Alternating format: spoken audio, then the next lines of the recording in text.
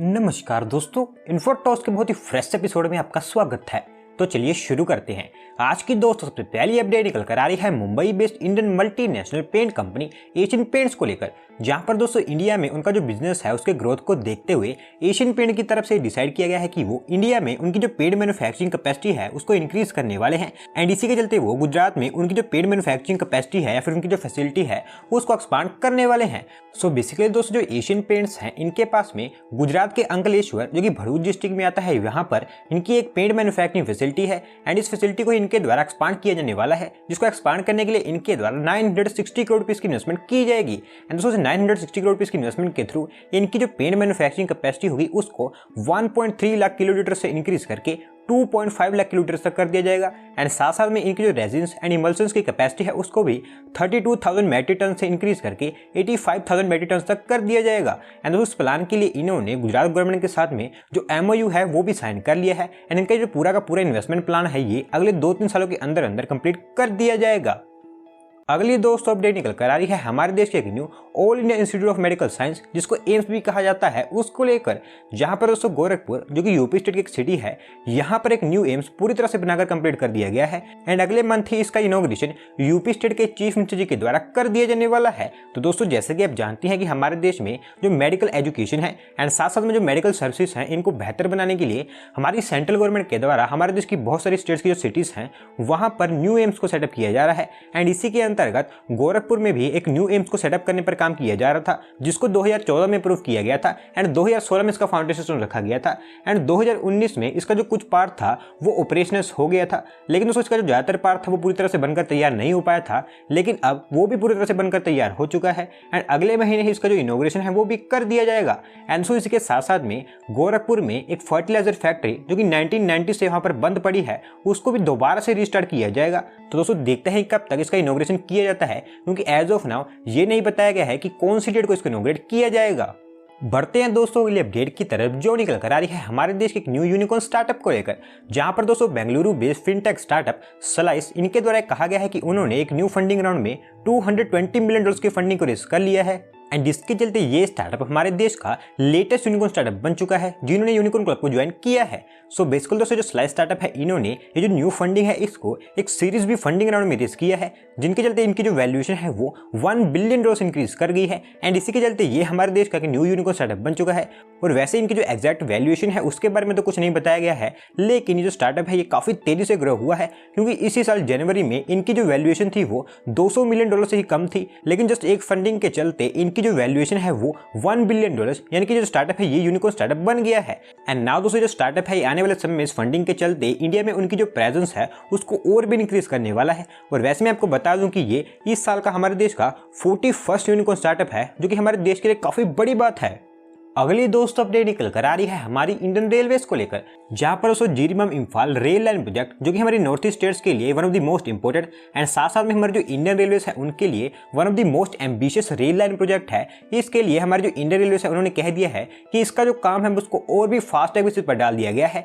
And इसी के चलते दिसंबर 2023 तक इस रेल लाइन प्रोजेक्ट को किसी भी हालत में कंप्लीट कर दिया जाएगा। दोस्तों जैसा कि आप जानते हैं कि हमारा जो नॉर्थ ईस्ट रीजन है वहां पर जो इंफ्रास्ट्रक्चर है उसकी काफी ज्यादा कमी है, चाहे वो रोड हो, रेल हो या फिर एयरपोर्ट हो। लेकिन पिछले कुछ सालों से यहाँ पर जो इंफ्रास्ट्रक्चर है उसको बेहतर बनाने के लिए काफी स्पेशल फोकस दिए जाने लगा है। एंड इसी के अंतर्गत Jiribam Imphal rail line project, जो कि काफी पुराना एंड लॉन्ग पेंडिंग प्रोजेक्ट है, इसको भी डेवलप किया जा रहा है, जो कि एक 101 किलोमीटर की रेल लाइन प्रोजेक्ट है। एंड एज ऑफ नाउ दोस्तों जो प्रोजेक्ट है इसको 4 फेजेस में बांटकर कंप्लीट किया जा रहा है, जिसमें जो फेज 1 है वो ऑपरेशनल भी हो चुका है। एंड वहीं जो रिमेनिंग 3 फेजेस हैं उन पर काम किया जा रहा है, जिसमें फेज 2 ऑलमोस्ट 98% तक कंप्लीट हो गया है। एंड फरवरी 2022 तक उसको ऑपरेशनल कर दिया जाएगा। एंड वही जो फेज 3 है वो नवंबर 2022 तक कंप्लीट होगा। एंड लास्ट जो फेज 4 है उसको दिसंबर 2023 तक कंप्लीट किया जाएगा, जिसके बाद में जो पूरी की पूरी रेल लाइन है ये पूरी तरह से बनकर तैयार हो जाएगी। एंड इसके बाद में हमारा जो नॉर्थ ईस्ट स्टेट है वहां पर जो रेल ट्रांसपोर्टेशन है उसको काफी बड़ा बूस्ट मिलेगा। अगली दोस्तों भी अपडेट हमारी इंडियन रेलवे की तरफ से आ रही है, जहां पर हमारे देश में जो लॉजिस्टिक ट्रांसपोर्टेशन एंड साथ साथ में जो लॉजिस्टिक कनेक्टिविटी है उसको बेहतर बनाने के लिए हमारी इंडियन रेलवे के द्वारा ये डिसाइड किया गया है कि वो एक डेडिकेटेड फ्रेट विलेज को सेटअप करने वाले हैं, जिसको हमारे देश की जो एनसीआर रीजन है उसके आसपास में सेटअप किया जाएगा।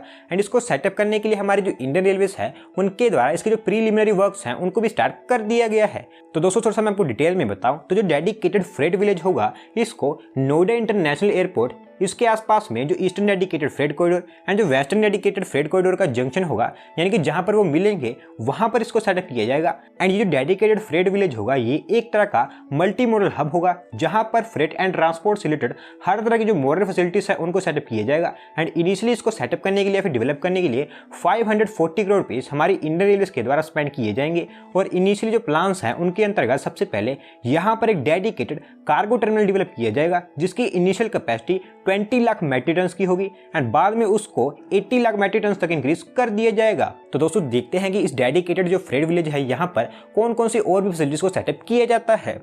अगली दोस्तों अपडेट निकल कर आ रही है तेलंगाना की कैपिटल सिटी हैदराबाद से, जहां पर दोस्तों हैदराबाद में जो लोग हैं उनकी सेफ्टी को बेहतर बनाने एंड साथ साथ में हैदराबाद में जो एक्सीडेंट्स हैं उनको कम करने के लिए ग्रेटर हैदराबाद म्यूनिसिपल कॉर्पोरेशन की तरफ से डिसाइड किया गया है कि वो उनके एरिया में जो डार्क स्पॉट्स हैं वहां पर स्ट्रीट लाइट्स को इंस्टॉल करने वाले हैं। एंड सो इसी प्लान के अंतर्गत जो ग्रेटर हैदराबाद म्यूनिसिपल कॉर्पोरेशन है उनके द्वारा ऑलरेडी कुछ लाइट्स को इंस्टॉल भी कर दिया गया है। तो सबसे मैं आपको डिटेल में बताऊं तो जो ग्रेटर हैदराबाद म्यूनिसिपल कॉर्पोरेशन है उनके द्वारा एज ऑफ नाउ हैदराबाद में 14,308 स्ट्रीट लाइट्स को इंस्टॉल कर दिया जा चुका है, जिनके अंतर्गत एलबी नगर में 3,743, खैराताबाद में 1,358, सिकंदराबाद में 2,665, चारमीनार एरिया में 3,827, सेरिंगलिंगमपल्ली में 1,312 एंड कुकटपल्ली में 1,413 लाइट्स को सेटअप किया जा चुका है। एंड इसके चलते हैदराबाद सिटी में जो सेफ्टी है वो काफ़ी हद तक बेहतर हो गई है। एंड इसी ग्रेड वर्क को कंटिन्यू करते हुए ग्रेटर हैदराबाद म्यूनिसिपल कॉर्पोरेशन की तरफ से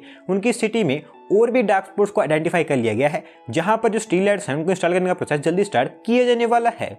बढ़ते हैं दोस्तों अगली अपडेट की तरफ, जो निकल कर आ रही है इंडिया में 5G लॉन्च को लेकर, जहां पर दोस्तों हमारी यूनियन मिनिस्ट्री ऑफ टेलीकम्युनिकेशंस की तरफ से ये प्लानिंग की जा रही है कि वो अगले साल 15 अगस्त तक हमारे देश में जो 5G है उसको कमर्शियल बेसिस पर लॉन्च कर देंगे, ताकि जल्दी से जल्दी इंडियन लोगों को जो 5G है उसके बेनिफिट्स मिल सके। सो बेसिकली दोस्तों जैसा कि आप जानते हैं कि हमारे देश में जो 5G है उसको लेकर काफ़ी अच्छी पेस पर काम किया जा रहा है। एज ऑफ नाउ इंडिया में जो 5G है उसको लेकर स्पेसिफिकली उसका जो लॉन्च है उसको लेकर 1 से 1.5 साल का समय और भी लगने वाला है। एंड ये सिर्फ हमारे देश जो मेट्रोपॉलिटन सिटीज हैं उनके लिए होने वाला है। इसके अलावा हमारे देश की जो नॉन मेट्रो सिटीज एंड जो विलेजेस है वहां पर तो जो 5G है उसको पहुंचने के लिए 2 से 2.5 साल का समय लगने वाला है।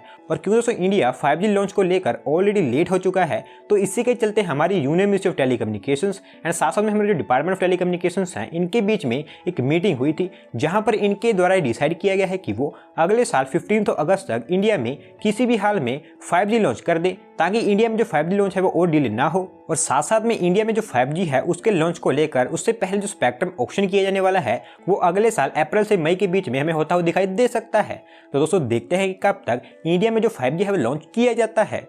आज की दोस्तों लास्ट अपडेट निकल कर आ रही है हमारी इंडियन सिटीज के सस्टेनेबल डेवलपमेंट गोल को लेकर, जहां पर दोस्तों नीति आयोग के द्वारा रिसेंटली एक इंडेक्स रिलीज किया गया है जो कि हमारे देश की जो सिटीज हैं उनके सस्टेनेबल डेवलपमेंट को लेकर है। एंड दोस्तों इस इंडेक्स के अकॉर्डिंग शिमला जो कि हिमाचल प्रदेश स्टेट की कैपिटल सिटी है वो इस लिस्ट में टॉप सिटी निकल कर आई है। सो बेसिकली दोस्तों थोड़ा सा मैं आपको डिटेल में बताऊं तो जो सस्टेनेबल डेवलपमेंट इंडेक्स है इसको नीति आयोग के द्वारा 2018 में लॉन्च किया गया था, ताकि हमारे देश में जो सिटीज हैं उनके ग्रोथ को डाटा ड्रिवन असेसमेंट के थ्रू चेक किया जा सके। एंड तब से लेकर हर साल हमारा जो नीति आयोग है उनके द्वारा इस इंडेक्स को रिलीज किया जाता है। एंड इस साल जो इंडेक्स रिलीज किया गया है उसमें शिमला सिटी टॉप पर निकल कर आई है, जिसके बाद में 2nd नंबर पर कोयम्बटूर, 3rd नंबर पर चंडीगढ़, 4th नंबर पर थिरुवनंतपुरम, 5th नंबर पर कोची सिटी, ये कुछ मेन सिटीज निकल कर आई हैं। और वैसे मैं आपको बता दूं कि इस लिस्ट में हमारे जो नीति आयोग है उनके द्वारा टोटल 56 अर्बन एरियाज या फिर जो 56 अर्बन सिटीज हैं उनको ये रैंक दिया गया है, जिनको 77 डिफरेंट सस्टेनेबल डेवलपमेंट इंडिकेटर के बेसिस पर ये रैंक दिया गया है। एंड दोस्तों इसकी जो पूरी लिस्ट है उसको आप अपनी स्क्रीन पर देख सकते हैं कि किस सिटी को किस तरह का रैंक दिया गया है। तो दोस्तों आज की वीडियो में बस इतना ही। अगर आप अपनी तरफ से अपडेट सबमिट करना चाहते हैं तो डिस्क्रिप्शन में दिए गए लिंक पर क्लिक करके सबमिट कर सकते हैं। और अगर आज की वीडियो पसंद आई हो तो वीडियो को लाइक करें, चैनल को सब्सक्राइब करें। धन्यवाद आपका वीडियो को देखने के लिए।